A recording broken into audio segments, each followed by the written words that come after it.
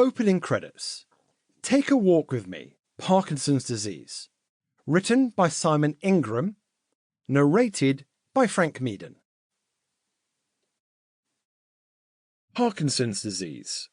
Take a Walk with Me by Simon Ingram.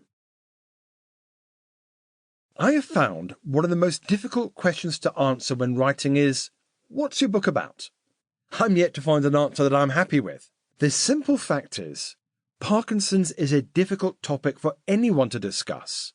A dry, sad, and to all the world, a humorous subject, especially when you're trying to hold a person's interest. I'm starting to believe it can't be done. It's far too easy to get overly excited, or even worse, try to play it too cool.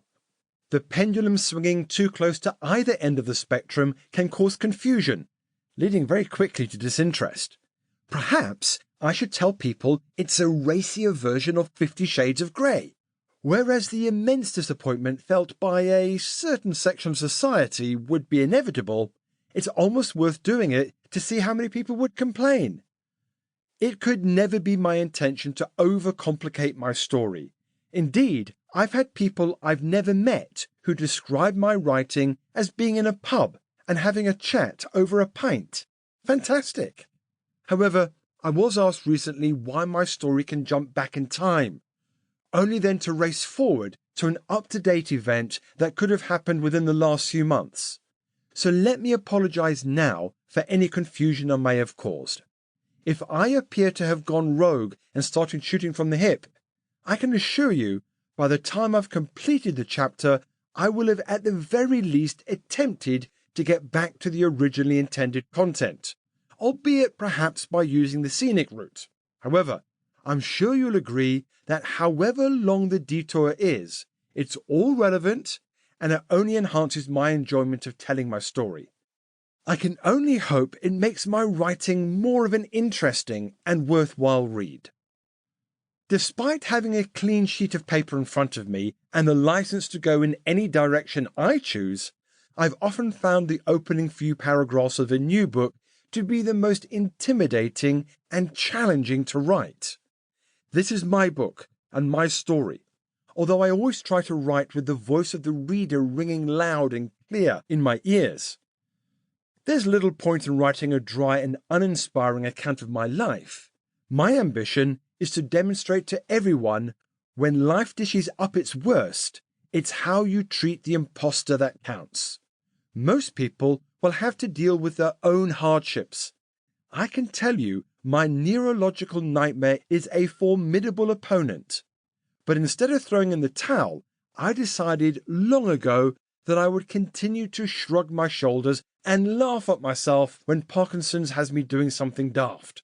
Yes, I have many ideas on the content of the finished book, but where on earth do you start? Time and time again, I revisit the opening paragraphs only to change significant parts of what's already been written. It's always my intention to get something down on paper that can be built upon. Equally, it must also carry enough positive energy so it can be easily felt or understood by people who don't know me. My only concern with this style of writing is that I don't come across as having too much to say for myself. In my experience, most people will react in a less than positive manner if they consider they are being lectured. I can only include my experiences. If this helps any of the 145,000 people in the UK told they had the condition in 2018 alone, then all my efforts will have been worthwhile. I received my diagnosis, Parkinson's, in the spring of 2003, my favourite of the 4 seasons by far. Life can be cruel.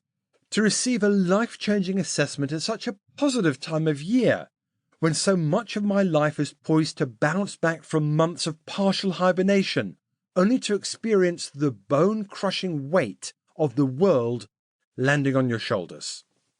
Sadly, at 36 years of age, my body was coughing and spluttering its way through life, a bit like driving an old Ford Cortina due a major 60,000-mile service, only to find the bodywork is sound, but the electronics are faulty.